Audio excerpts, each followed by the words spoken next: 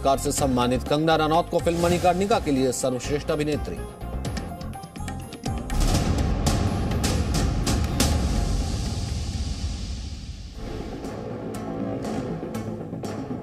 समीर दाऊद वानखेड़े,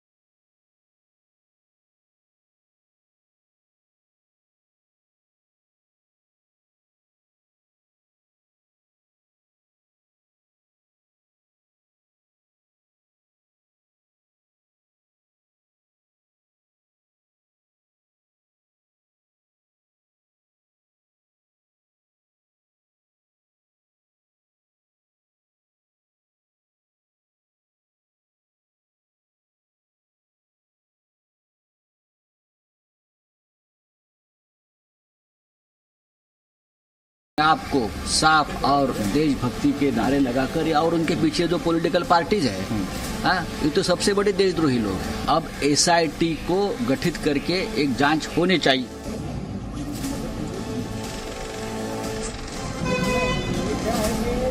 समीर वानखेड़े ने सही कार्रवाई की है। नवाब मलिक जी जो एनसीपी के वो बार बार मतलब समीर वानखेड़े का चारित्र हनन करने की कोशिश कर रहे हैं।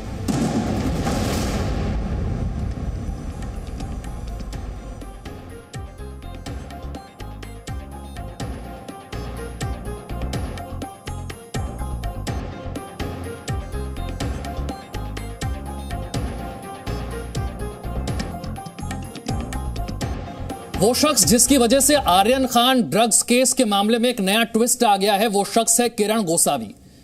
किरण गोसावी वो शख्स है जिसकी पहली सेल्फी आर्यन के साथ सामने आई थी। किरण गोसावी इस वक्त मेरे साथ जुड़ गए। किरण, आप ही वो शख्स हैं जिसकी पहली फोटो आर्यन के साथ हम सबने देखी जब आर्यन को पकड़ा गया। सब ये जानना चाहते हैं कि आपके साथ आर्यन की वो तस्वीर आई कैसे? जब ये कार्रवाई हो रही थी तब किरण गोसावी वहां पर कैसे? सर, ये पूरा जो ये मोबाइल जो था वो मेरे बॉडीगार्ड का ही था, ठीक है।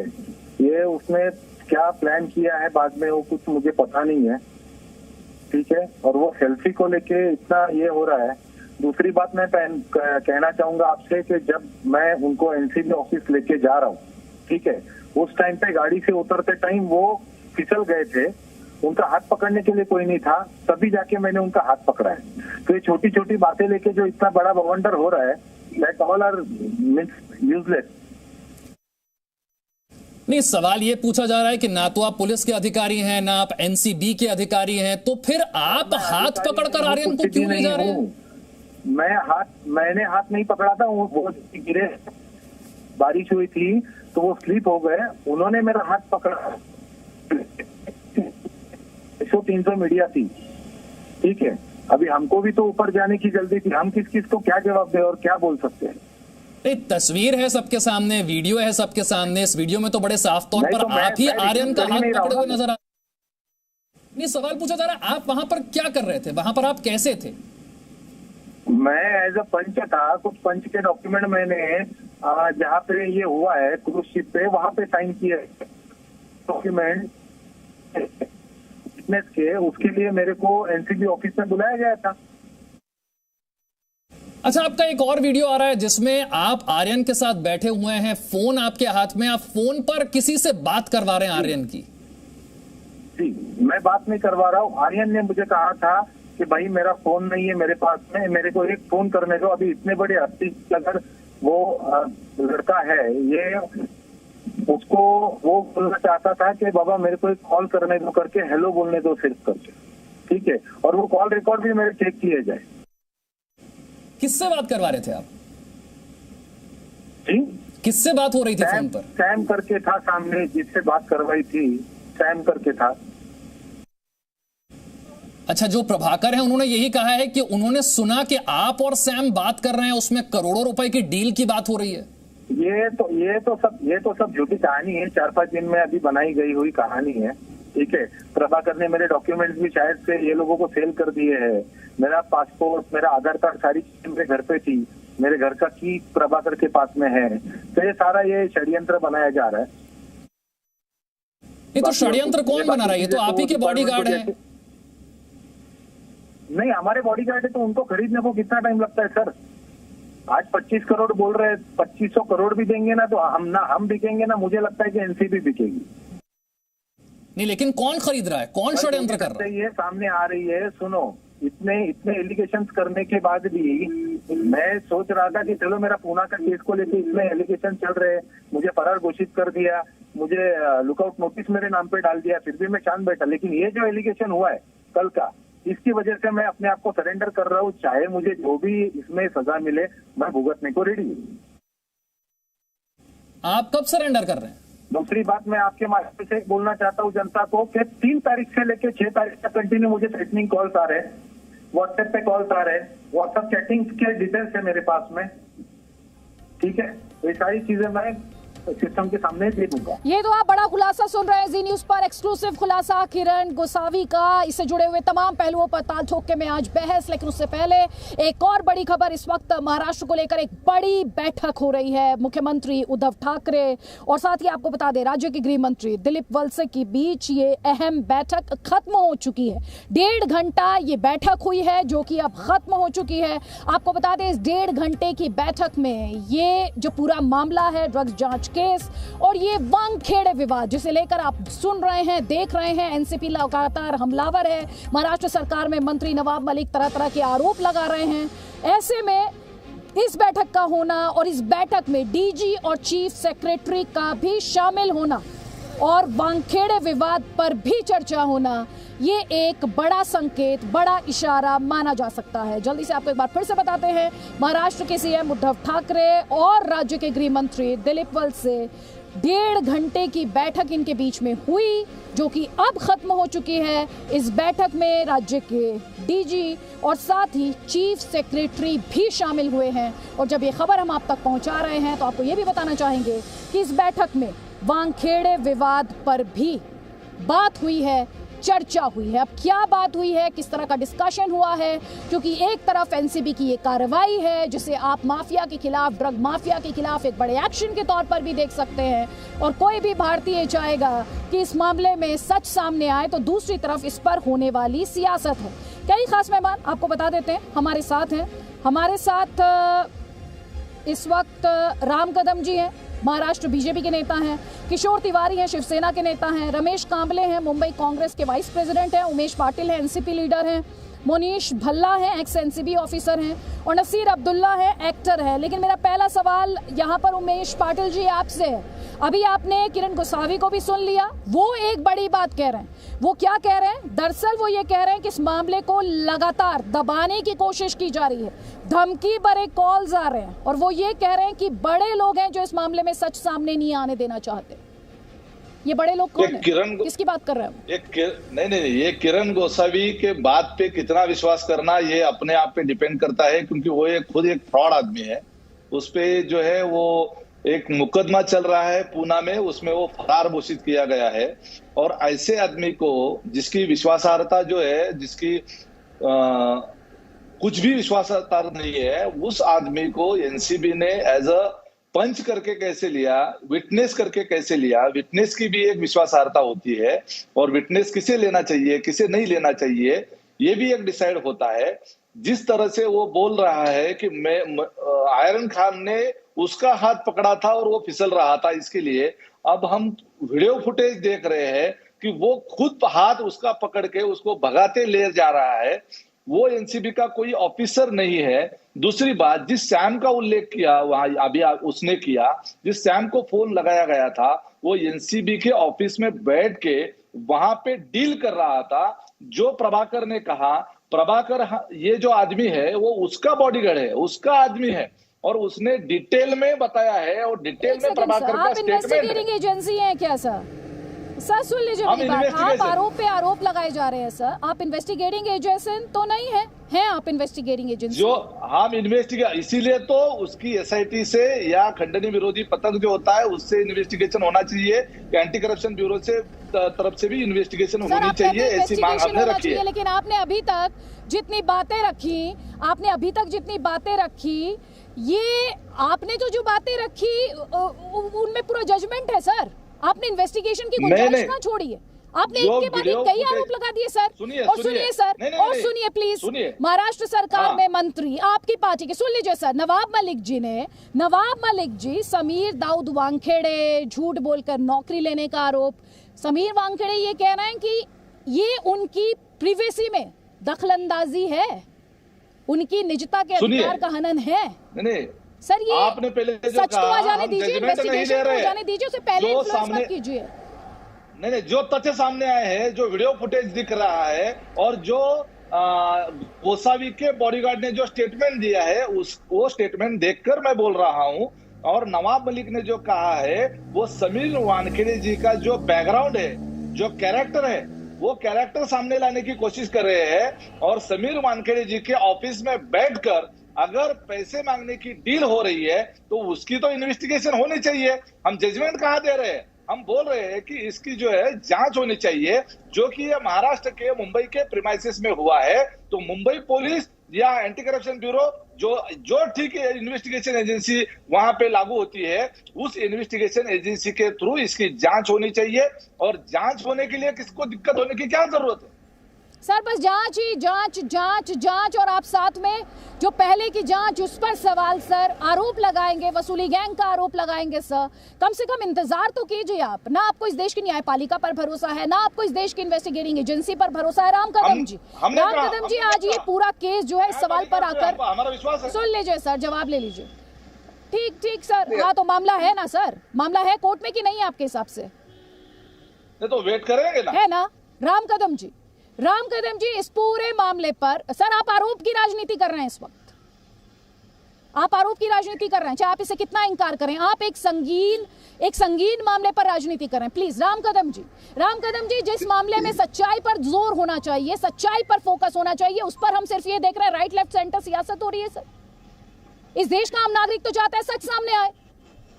देखिए, आपने देखा होगा कि विगत 22 दिनों के अंतराल में लगातार महाराष्ट्र के मुख्यमंत्री से लेके शरद पवार जी और जो नवाब मलिक मंत्री है, हर दूसरे दिन जिस प्रकार से वे आरोप लगा रहे हैं, एनसीबी को बदनाम कर रहे हैं।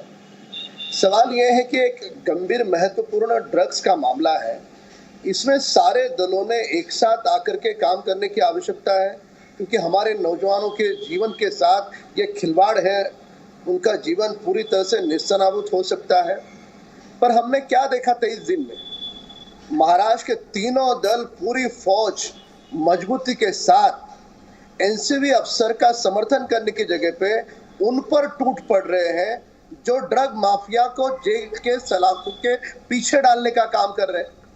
यानी सरकार करके ये खुद कार्रवाई नहीं करेंगे, जो कर रहा है उसमें अड़िग बनेंगे। तो सवाल ये उठता है, अड़िग बनने का क्या कारण?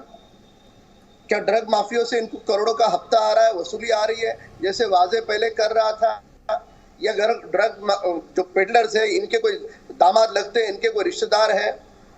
कल प्रभाकर जो 22 दिनों के बाद जिसकी भाषा बदल गई, ये प्रभाकर को लोगों के सामने लाने वाला कौन व्यक्ति है?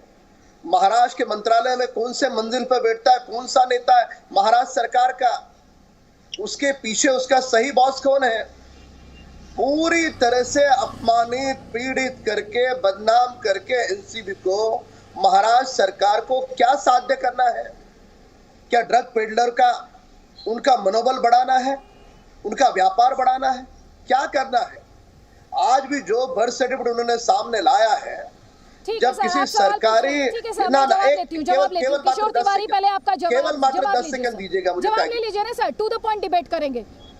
टू द पॉइंट जी बोलिए। वो जो बर्थ सर्टिफिकेट पे आपने देखा होगा, जिस दाऊद की बात की बीच में, समीर के पिता के नाम पर सरकारी किसी भी कागज पर यदि गलती होती है उसे गोल घेरा किया जाता है और नीचे उनके पिता का नाम लिखा है। क्या मंत्री नवाब मलिक नहीं जानते? पूरी तरह से जानते हैं। केवल उनके दामाद को समीर वानखेड़े जी ने 8 महीने जेल के सलाखों के पीछे डाला, ये वो राजनीतिक बदला चुकता कर रहे हैं। इससे देश के अफसरों का मनोबल क्या होगा? ठीक है सर, ठीक, आप कह रहे हैं राजनीतिक बदला चुकता करने की कोशिश की जा रही। प्लीज सर, मैं सारे केस को लेकर आऊंगी एक मिनट के लिए, प्लीज सर। रमेश कामले जी, खुद एक्शन लेंगे नहीं और जो एक्शन लेगा उसे एक्शन लेने से रोकेंगे। यारो बीजेपी आप पर लगा रही है, जल्दी से आपका काउंटर सर।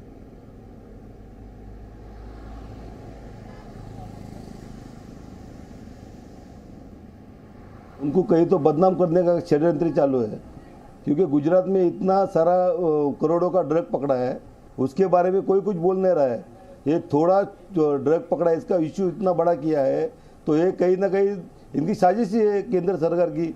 अभी महाराष्ट्र इधर महंगाई कितनी बढ़ गई है, बेरोजगारी है, पेट्रोल के भाव कितने बढ़ गए, डीजल के भाव कितने बढ़, वो छोड़ के इसके पीछे ही पूरी मीडिया पूरा इसके पीछे लग गई है। ये कहीं ना कहीं साजिश है, इसका जांच होनी चाहिए। किसकी साजिश है? क्या साजिश है? वो तो कह रहे हैं जांच होने ही नहीं दे रहे आप लोग। यही तो कहा उन्होंने कहा खुद तो जांच करेंगे नहीं, खुद एक्शन लेंगे नहीं। अब एक एजेंसी काम कर रही है तो दिक्कत हो रही है। यही तो आरोप है उनका। सर, मैं महाराष्ट्र की बात कर रही हूँ आपसे, मैं महाराष्ट्र की बात कर रही हूँ। आप महाराष्ट्र को लेकर जवाब दीजिए सर। महाराष्ट्र महाविकास आघाड़ी अच्छा काम कर रहे हैं। अभी इतना होने के बावजूद भी ये इश्यू इतना बड़ा क्यों हो रहा है? गुजरात जैसे शहर में इतना बड़ा करोड़ों रुपए का ड्रग मिल गया है, उसके ऊपर कोई चर्चा नहीं है, कुछ भी नहीं है। ये छोटा सा मिल गया तो खान उनको फंसाने का काम चालू है। तो कोई कार्रवाई होनी चाहिए, लेकिन इतनी कार्रवाई नहीं होना चाहिए ना। सर, आपने इन्वेस्टिगेशन की है सर? नहीं सर, आपने इन्वेस्टिगेशन की है कामले जी? इन्वेस्टिगेशन पूरी होने दी है? आप लोग ये जो आरोप लगा रहे हैं साजिश, उधर से वो साजिश का आरोप लगा रहे हैं, आप भी साजिश का आरोप लगा रहे हैं। आप में से किसी का सच से कोई ताल्लुक है? अभी तक तो दिखाई नहीं दे पा रहा है सर, अभी तक नहीं दे पा रहा है। आपसे महाराष्ट्र को लेकर सवाल पूछती हूँ, आप गुजरात चले जाते हैं। किशोर तिवारी जी, उम्मीद है आप कम से कम महाराष्ट्र पर ही रहेंगे और जवाब देंगे जो आप पर आरोप लगा रहे हैं कि खुद एक्शन नहीं लेना है और जो एक्शन ले उसे बदनाम करना है, उसे कटघरे में खड़ा कर देना है। सच से डर क्यों है?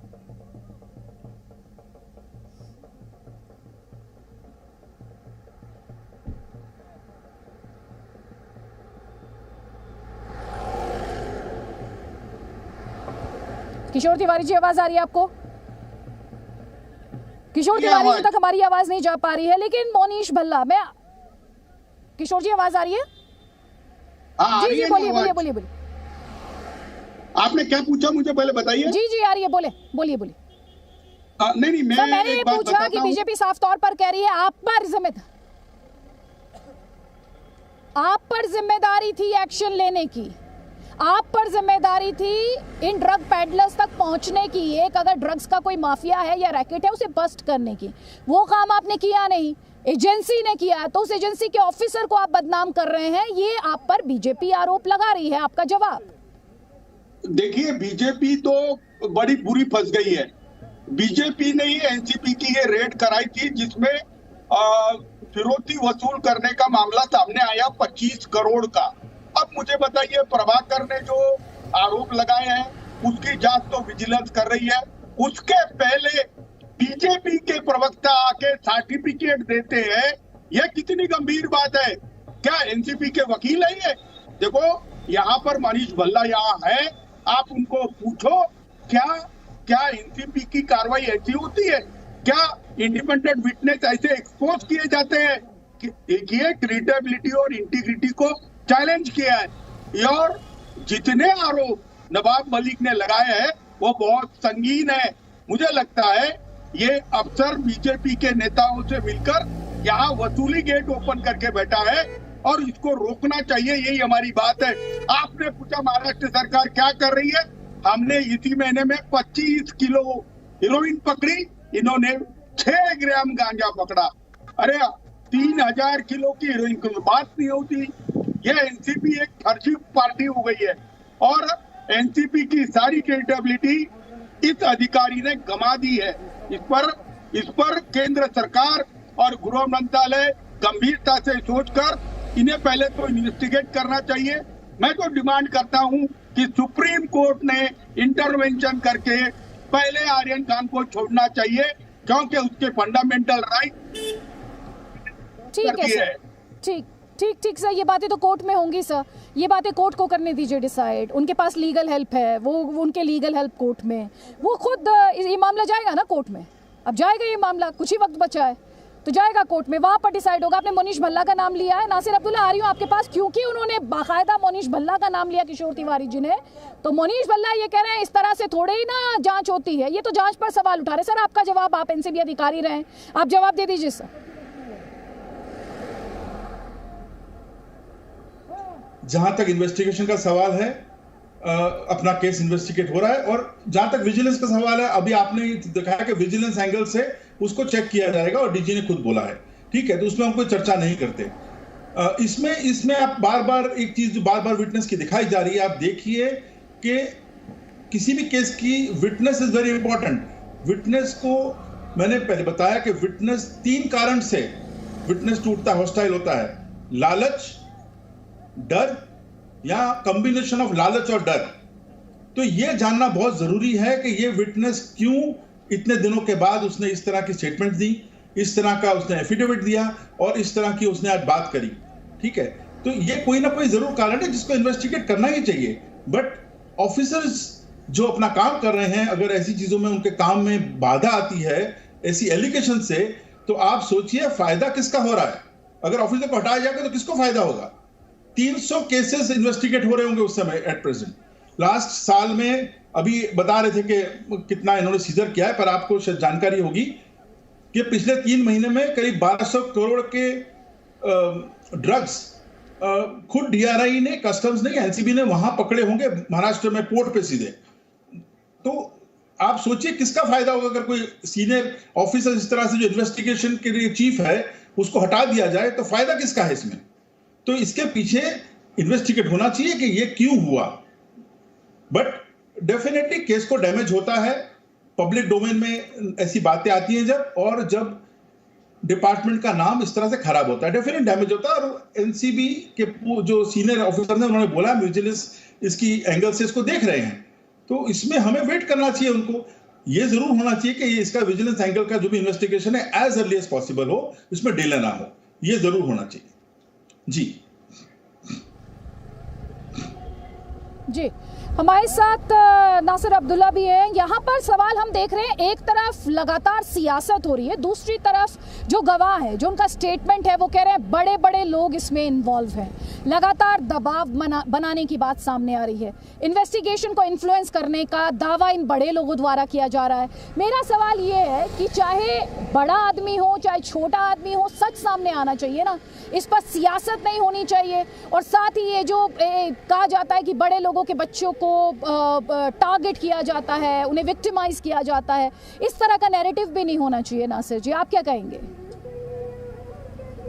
हाँ जी, बिल्कुल नहीं होना चाहिए, लेकिन हो रहा है और बातें कुछ ऐसी अब ऐसी निकल रही हैं जिससे काफ़ी मतलब ये एक डाउट आ रहा है कि इन्वेस्टिगेशन के इरादे में क्या उनके पीछे बात थी। एक साहब अभी ऐसा बोल रहे थे कि जिसने एविडेंस दिया है मतलब ये एक्सटॉर्शन के बारे में, उसने क्यों किया? डर की वजह से किया, लालच की वजह से किया, ये वो फ़ायदे की वजह से किया। लेकिन अगर कोई भी सबूत देता है, चाहे डर की वजह से दे या लालच की वजह से दे, अगर वो सबूत सही है तो वो सबूत सही है, उसके ऊपर इन्वेस्टिगेशन होनी चाहिए। मैंने पहले भी ये बात और भी कही थी कि मेरे हिसाब से ये गलत अंदाज के साथ ज़्यादा ही शाहरुख खान के बेटे को तंग किया जा रहा है। उस पर बड़े बड़े गंभीर आरोप जो है डाले जा रहे हैं कि वो बहुत ही बड़े ड्रग के बिजनेस में था। उसको बिजनेस में होने की ज़रूरत ही नहीं है, इतना करोड़ों रुपया है उसके पास, काहे को जाएगा ड्रग? अगर मैं जाऊं ड्रग में तो ठीक है, मेरे पास है नहीं पैसे, लेकिन उसको तो ज़रूरत नहीं है। तो बहुत सी बातें जो है निकल रही हैं कि यहाँ पे गलत अंदाज से उन्होंने बड़ी मछली को पकड़ना था, छोटे छोटे मेंढकों को पकड़ रही थी। तो ये बात सही नहीं है। अगर आप ड्रग वालों को हटाना चाहते हैं यहाँ से तो बड़े आदमी के पास जाइए ना, छोटे आदमियों को पकड़ के क्या, जो छोटा आदमी है वो तो इस्तेमाल करने वाला है, उसकी सजा कम है। सप्लायर को फांसी होनी चाहिए। नासिर साहब, मैं एक छोटा सा इंटरवेंशन चाह रही थी सर, मैं छोटा सा इंटरवेंशन चाह रही थी सर, छोटा सा इंटरवेंशन चाह रही हूँ, इसलिए चाह रही हूँ। आपने कहा छोटे छोटे मेंढक पकड़कर, सर छोटे छोटे मेंढक पकड़ेंगे तब तो उस बड़ी मछली तक पहुंचेंगे ना जिसकी बात आप कर रहे हैं सर।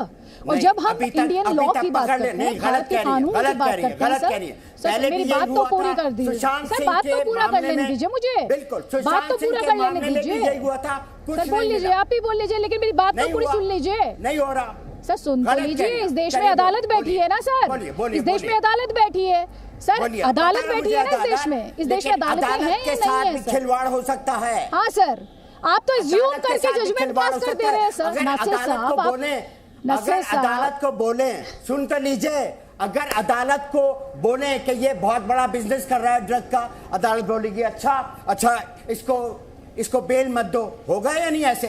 तो गलत सबूत भी दिए जा सकते हैं अदालत को। उसके अलावा ये जो 2-3 लोग यहाँ पे इन्वॉल्व हैं जिनके ऊपर आरोप आ रहे हैं, मैं ये नहीं कह रहा कि सच्चे आरोप है, मैं ये कह रहा हूँ कि केस जो है अब बहुत ही पेचीदा हो गया है। मैं ये नहीं कह रहा कि नासिर साहब, बोलिए नासिर साहब, आप इंडियन लीगल सिस्टम को बहुत कम आंक रहे हैं सर, इंडियन लीगल सिस्टम को आप बहुत कम आंक रहे हैं। आप बेहतर जानती हैं उस सिस्टम में ये मजबूती है, वो ये मानकर चलता है, आप वो सिस्टम ये मानकर चलते हैं सर। मैं तो कानून की बात कर रही हूँ सर, मैं किसी की साइड नहीं ले रही सर। नासिर साहब, मैं आपसे बेहतर तो नहीं जानती हूँ, लेकिन मुझे इंडियन लीगल सिस्टम पर भरोसा है, इस देश के कानून पर भरोसा है, इस देश की अदालतों पर भरोसा है सर, मुझे इस देश की अदालतों पर भरोसा है, और उन अदालतों ने इंसाफ किया है, उन अदालतों ने इंसाफ किया है सर। राम कदम आपको जवाब देना चाह रहे हैं, जवाब ले लीजिए सर। राम कदम आपको काउंटर करना चाह रहे हैं, काउंटर ले लीजिए। अरे एनसीबी के वकील हैं, देखिए नासिर जी शांति रखिए, नासिर जी शांति रखिए, आप बोलते समय हम मौन थे। अरे एनसीबी के वकील होता है, छोटा बड़ा गुनाह इस प्रकार से हम डिस्क्रिमिनेट नहीं कर सकते हैं। आप एक अच्छे अभिनेता है, आप इस बात को भली भांति जानते हैं। जब कौन ड्रग कंज्यूम कर रहा है उस पर हम जाएंगे, तब जाकर के उसे किसने ड्रग दिया है, उसका पेडलर कौन है, उसकी आगे की पूरी श्रृंखला हमें पता चलेगी। नहीं मिले थे, तो इसलिए हमने उस पर जज नहीं मिले थे, उसको बिलावजह रोका जा रहा है। ठंडा पानी पी लीजिए, आप बोलते समय मौन था। सख्ती हो रही है भाई साहब, सबको मिलकर के ड्रग के खिलाफ की लड़ाई में लड़ना है। नहीं मिले थे, हमारी लड़ाई ये बात साबित हो गई है, या किसी व्यक्ति विशेष के विरोध में नहीं है। नहीं मिले थे, अरे नासिर साहब सुन तो लीजिए, ये लड़ाई ड्रग के खिलाफ है, और हमको सबको मिलकर के ड्रग नहीं मिले थे, उसके पास ड्रग नहीं मिले थे। आप सुनोगे नहीं, आप ब्लड प्रेशर बढ़ा के आप चिल्लाओगे, आप गलत इंफॉर्मेशन दे रहे हैं। ये पूरी अदालत को मालूम है नहीं मिले थे, नहीं मिले थे, नहीं मिले थे ड्रग। ये तो सबूत हो गया है इस बात का, ये साबित हो चुका है। बोल लीजिए, आपकी बात कीजिए ना।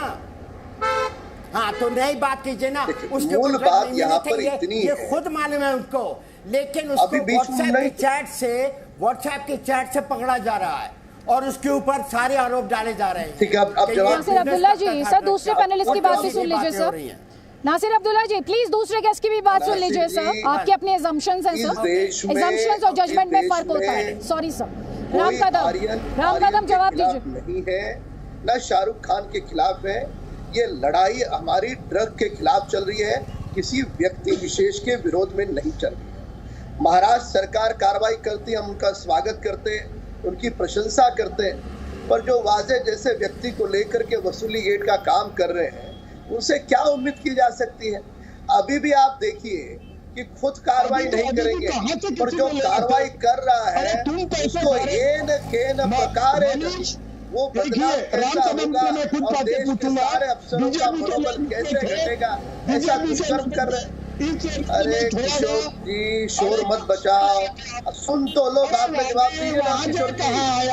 अभी वानखेड़े तो 25 करोड़ वसूल कर रहा है। आप सुन तो लीजिए, आप क्या चाहते हो? एनसीबी अपना दफ्तर बंद करे ताकि महाराष्ट्र सरकार को में नहीं जाना है मुझे। और नासिर साहब, कॉन्शियस पोजेशन की बात जब आर्यन खान की जा रही है, सर सुन लीजिए, जब आर्यन खान की बात की जा रही है तो कॉन्शियस पोजीशन की बात भी सामने आ रही है। प्लीज तथ्यों को तोड़िए मरोड़िए नहीं। जो बड़ी खबर है इस वक्त की आपको बता देते हैं। समीर वानखेड़े मुंबई से दिल्ली के लिए रवाना हो गए हैं। 6:30 बजे वो दिल्ली पहुंचेंगे। तो थोड़ी देर पहले हम आपको लगातार दिखा रहे हैं कि कैसे इस ड्रग्स केस के कई अहम किरदार, जिनमें से एक समीर वानखेड़े, जिन्हें लेकर महाराष्ट्र सरकार में मंत्री नवाब मलिक ने कई बड़े आरोप लगाए। उन्होंने समीर दाऊद वानखेड़े तक उन्हें कह दिया, आइडेंटिटी छिपाकर नौकरी लेने का आरोप भी लगाया गया, जिस पर समीर वानखेड़े की तरफ से पलटवार करते हुए कहा गया कि उनकी निजता में दखलंदाजी है, उनके निजता के अधिकार का उल्लंघन किया जा रहा है। और उन्होंने अपनी निजी जिंदगी से जुड़े जो फैक्ट्स थे वो भी सबके सामने रखे हैं। राम कदम जी 20 सेकंड्स बात पूरी कर लीजिए सर, जल्दी से। उसके बाद किशोर तिवारी का काउंटर सर, जल्दी जल्दी प्लीज। मैं केवल यहाँ पर इतना ही कहना चाहता हूँ, हमारी ये लड़ाई किसी व्यक्ति विशेष के विरोध में नहीं है। महाराष्ट्र सरकार भी स्वयं कार्रवाई करे ड्रग पीडलर के विरोध में, पर दुर्भाग्य से वे कार्रवाई की जगह पहाड़ की तरह उन ड्रग माफिया का समर्थन क्यों कर रहे हैं ये देश जानता है। गलतियां हो चुकी है उनसे, पर लगातार किसी अफसर का मनोबल इस प्रकार से घटाने का काम करोगे तो देश के सारे अफसरों के बीच में क्या संदेश हम दे रहे हैं? कोई प्रामाणिकता से काम करे, कोई साहस के साथ काम करे, क्या यह अपराध हो सकता है किसी अफसर का? क्या एनसीपी को ताला लगा दे ऐसी मंशा ये 3 दलों की? क्या मंशा है इनकी? जैसे 100 करोड़ एक महीने की उगाही कर रहे थे, क्या ऐसी उगाही इनकी माफिया से चल रही है ताकि एनसीपी को बदनाम करे? आप आरोप लगा रहे हैं। रमेश कांबले आपको काउंटर करना चाह रहे हैं, रमेश कांबले काउंटर करना चाह रहे हैं। उसके बाद उमेश पाटिल, प्लीज जल्दी जल्दी जल्दी जल्दी। रमेश कांबले जी, इससे पहले भी कितने लोगों के ऊपर कार्रवाई की गई है? इससे पहले कितने लोगों को पकड़ा है? भारती सिंह को तुरंत छोड़ दिया गया था। अभी आर्यन खान को नहीं छोड़ा, इसके लिए प्रॉब्लम है। इसको जमानत मिलनी चाहिए ना, इसको जमानत भी। इससे पहले कितने लोगों के ऊपर कार्रवाई की, कितने लोगों को जमानत मिली है? तो इनको क्यों टारगेट बना के रखा है?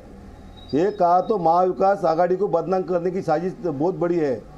ये आप इसमें बदनामी का क्या संबंध है? आप ही बदनाम। इससे पहले कितने लोग, भारती सिंह को आप तुरंत जामीन दे दिए हैं। देख रहे हैं आपके कौन लगते हैं ड्रग माफिया? इसका जवाब तो दीजिए कामले साहब। नहीं, ये आपके कौन लगते हैं बता तो दीजिए। क्या नवाब मलिक जी के दामाद को ड्रग के साथ पकड़ा? नहीं, जो कार्रवाई, लेकिन आप इतना क्यों तान के रखा है? अपराध है। कौन सा दागी चेहरा लेकर के कहाँ रखोगे ऐसा धन? ड्रग माफिया का मत करो समर्थन। राजनीति करने के लिए तुमको हमें कई मुद्दे मिलेंगे। नहीं, कोई नहीं कर रहा है। वो उन्होंने कार्रवाई करनी चाहिए, उसके ऊपर कोई कुछ बोल नहीं रहा है। लेकिन वो बहुत तान रहे हैं। ये ड्रग की आग पूरे देश के नौजवानों को खत्म कर देगी। उमेश पाटिल जी, इससे पहले भी आप कितने लोगों के ऊपर कार्रवाई की है? राम कदम जी प्लीज सर, किसका प्लीज। समर्थन नहीं कर रहा है? ये भाषण का मंच नहीं, वाद विवाद का मंच है। प्लीज उमेश पाटिल जी, थोड़ी देर पहले राम कदम ने ये कहा बदला ले रहे हैं, नवाब मलिक बदला ले रहे हैं। जो एक्शन लिया गया समीर वानखेड़े द्वारा उनके अपने सन इन लॉ के खिलाफ, उसको लेकर बदला ले रहे हैं। सुनिए बात, नवाब मलिक ये जनता से चुन के आए हुए नेता है, उनके दामाद के पास ड्रग्स नहीं था। ये जुडिशियरी में वहां पे प्रूव हो चुका है कि ड्रग सदृश, ऐसा बोला गया है, ड्रग नहीं था वो, तंबाकू जन्य कोई सदृश पदार्थ था या वनस्पति थी। तो उनको 6 महीना किस लिए रखा गया, ये उनका सवाल था। वो अभी बात न्याय प्रविष्ट है, तो वो उसमें न्यायालय में उसका खुलासा जो है हो जाएगा। ये जो राम कदम बार बार कह रहे हैं ना कि ये ड्रग्स के खिलाफ की लड़ाई, ड्रग्स के खिलाफ जो लड़ाई है उसका हम समर्थन करते हैं, लेकिन उस लड़ाई के आड़ में जो है ना, उसके पीछे जो है ये एक्सटॉर्शन का जो काम चल रहा है, फिरौती का जो काम चल रहा है, इसके बारे में हरकत है। ये जो अभी जो प्रभाकर ने जो कहा, अगर प्रभाकर ने नहीं कहा होता तो हम ये समझ के चल रहे थे कि वहां जो कार्रवाई जो एनसीबी ने की, वो कार्रवाई को हमने विरोध नहीं किया है। कार्रवाई जो है ना ड्रग्स के खिलाफ होनी चाहिए, ड्रग्स प्रोवाइडर के खिलाफ होनी चाहिए। मेरा सवाल आपसे, नवाब मलिक ने जो समीर वानखेड़े के लिए कहा, उन्होंने कहा समीर दाऊद वानखेड़े। सर मैं चाहती हूँ कि पिता ने क्या कहा है, समीर वानखेड़े के पिता ने, वो आज आपको सुनना चाहिए सर। नहीं सर, सुन लीजिए, रिएक्शन चलाइए, सुनिए। सुन लीजिए सर। आर्यन खान ड्रग मामले में एनसीबी के जोनल डायरेक्टर समीर वानखेड़े पर कई सारे आरोप लगाए जा रहे हैं और इसी के बारे में बातचीत करने के लिए हमारे साथ समीर वानखेड़े इनके पिताजी हैं। सर, क्या कहेंगे जिस तरह से नवाब मलिक उन्होंने एक ट्वीट किया है और जिसमें आपका नाम का जिक्र जो है वो दाऊद किया है, तो आपका नाम क्या है उसके बारे में क्या आप बताएंगे? जी, मेरा नाम ज्ञानदेव कसरूजी वानखेड़े है और जो आप बोल रहे नवाब मलिक ने कोई ट्वीट किया, मैं तो देखा नहीं है, लेकिन वो सब झूठ है। मेरा किधर भी दाऊद करके किधर भी नाम नहीं है। मैं पैदा होने से, स्कूल जाने से, एसएससी सर्टिफिकेट, कॉलेज का सर्टिफिकेट, ग्रेजुएशन का, पोस्ट ग्रेजुएशन का, एलएलबी का सर्टिफिकेट मेरा, जिधर सब मेरा PAN card, Aadhaar card, income tax return, department, कोई भी मेरा नाम दाऊद नहीं है, मेरा नाम ज्ञानदेव वानखेड़े है। अभी ये क्या जो अभी दिखाया आपने, पता नहीं क्या है, क्या मुझे समझ में नहीं आता है। वो आदमी कुछ भी कर सकता है वो आदमी। और ये भी कहा, ये भी वो जो सर्टिफिकेट है समीर वानखेड़े, उन्होंने एक सर्टिफिकेट जो कास्ट सर्टिफिकेट है वो गलत है उनका और उसी के आधार पर उन्हें जो अधिकारी की पोस्ट मिली है वो भी गलत तरीके से मिली है, ऐसे भी आरोप लगाए। लेकिन मैं जब हिंदू हूँ, मेरा नाम ज्ञानदेव वानखेड़े है, तो कोई भी कुछ भी अभी उसको कैसा मिलेगा? अभी मुझे भी एज ए मागास वर्गीय जात का होने के बाद में भी मुझे 25 साल के बाद में प्रमोशन मिला। तो मैंने तो कोई ये नहीं किया कि कोई बेटे ने भी नहीं किया, बेटा तो इतना एक्सपर्ट है तो भी उसका कुछ ये नहीं है, मेरा भी कुछ नहीं है। तो मैंने ना बेटे ने फ़ायदा उठाया ना मैंने। और ये दाऊद किधर से आया तो आपने बताया तो मुझे मालूम पड़ा अभी। मतलब जो ट्वीट किया है या जो सर्टिफिकेट दिखाई जा रहा है वो पूरी तरह से गलत है? नहीं, सर्टिफिकेट गलत है, लेकिन जो शादी का ट्वीट किया है, ये फोटो किया है, वो सही है। मेरे बेटे की दूसरी शादी हुई है। पहले शादी डॉक्टर शबाना कुरैशी हुई थी, उससे 12 साल का भी बेटा है, मेरा पोता है। उसका बर्थ सर्टिफिकेट पे भी मेरा नाम ज्ञानदेव वानखेड़े। और क्या चाहिए तुमको? उमेश पाटिल जी क्या कह रहे हैं? दाऊद कहाँ से आ गया? दाऊद कहाँ से आ गया? दाऊद जो है, सुनिए, ये जो बर्थ सर्टिफिकेट जो है, बर्थ सर्टिफिकेट पे दाऊद लिखा गया है। ये जो बात है, उस बात को लेकर जो है ना वो इन्वेस्टिगेट होगा। उनके पिताजी की बात भी वो जो कह रहे हैं वो भी सही है और वो सर्टिफिकेट भी सही है। तो कौन सही है इसका तो जांच होगी। पिताजी की बात भी सही है, दोनों पिताजी की बात भी सही है। बहुत बढ़िया सर, पिताजी की बात भी सही है। आप अपनी बात चलाएंगे सर। अरे सर्टिफिकेट भी सही है ना, तो सर्टिफिकेट मैंने कहा कि सर्टिफिकेट गलत है करके। बर्थ सर्टिफिकेट तो हॉस्पिटल से आता है ना, तो उसमें तो क्यों लिखा हुआ है? आप ये समीर वानखेड़े का धर्म क्यों लेकर आए इसमें सर? आप ये बताइए मुझे। आपसे मैं एक और सवाल जानना चाहती हूँ, राजनीति में धर्म क्यों ले आते हैं आप धर्म क्यों लेकर आए उनका? आप धर्म क्यों लेकर आए? अरे जो नवाब नहीं, आप ये बताइए धर्म क्यों लेकर आए? क्यों जिक्र किया गया? समीर दाऊद वानखेड़े क्यों लिखा गया सर? समीर दाऊद वानखेड़े क्यों इस बात को इतना उछाला गया? आपसे ये जानना चाहती हूँ, नवाब मलिक ने क्यों कहा समीर दाऊद वानखेड़े? आपके पास जवाब नहीं है सर, छोड़ दीजिए। किशोर तिवारी, जल्दी मैं एक कमेंट लूंगी।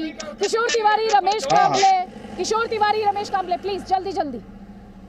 देखिए, मुझे ना तो बोलने दिया गया ना मेरी बात रखी गई।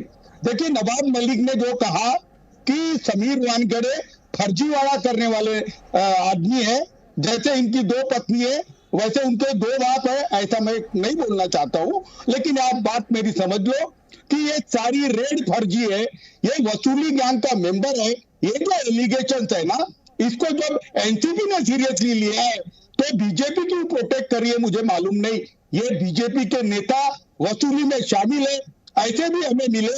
महाराष्ट्र सरकार ने तुरंत समीर वानखेड़े को कस्टडी लेना चाहिए, क्योंकि जैसे परमवीर भाग गए, जैसे ये गोस्वामी भाग गया था, ऐसा कहीं समीर वानखेड़े ना भाग जाए।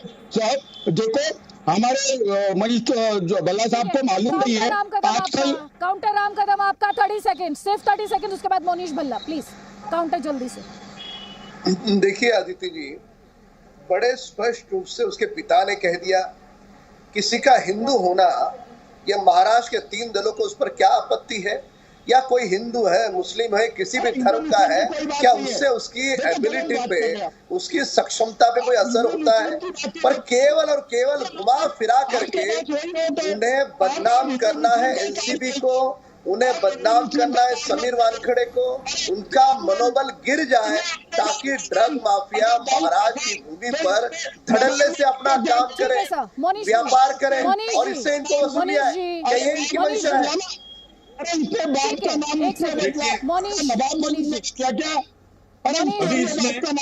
जी, जिस तरह की हम डिबेट देख रहे हैं, सर उसमें सच सामने आ पाएगा क्या? देखिए, बहुत अफसोस की बात है कि ये पूरी इशू पॉलिटिकल ज्यादा हो गई, पर्सनल अटैक्स ऑफिसर पे ज्यादा हो गए और इशू कहीं साइड पे रह गया। एक बात समझे, विजिलेंस फाइल उनकी खुली है, विजिलेंस इंक्वायरी हो रही है। आपने खुद बताया कि उनको दिल्ली बुलाया गया है, वो विजिलेंस के लिए उनको हो सकता है उनकी डिटेल्स ली जाए वहां पर।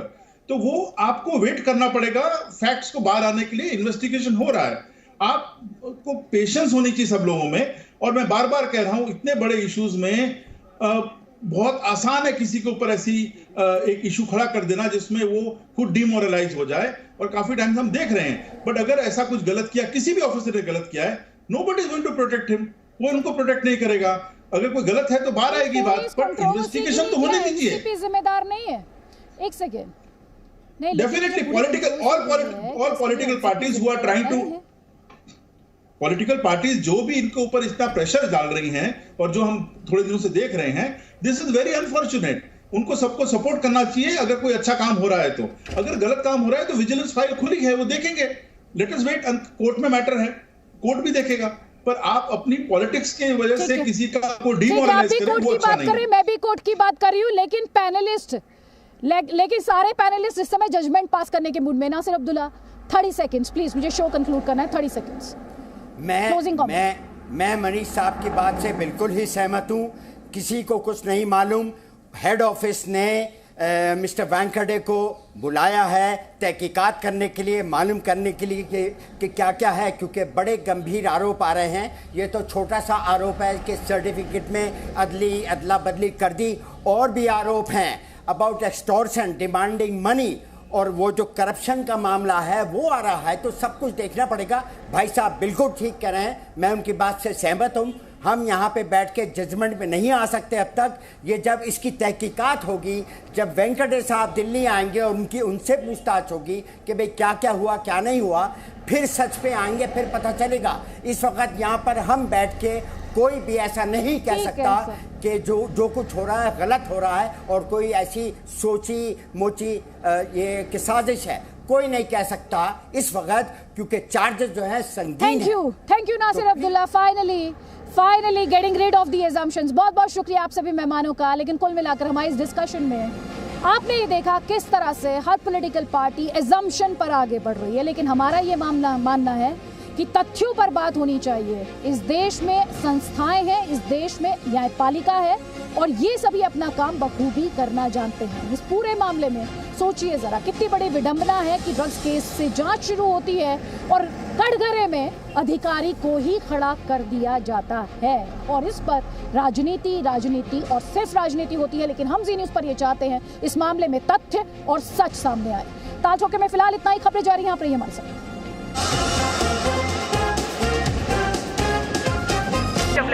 के परिवार वाले पासिंग आउट परेड का हिस्सा नहीं बन पाए, लेकिन कोरोना काल में 130 करोड़ भारतीय उनसे यही कहना चाहते हैं, विजयी भव। पापा कहते हैं कि संभव की सीमा जानने के लिए असंभव से आगे निकलना पड़ता है। प्यार की भाषा इंसान और जानवर दोनों समझते हैं।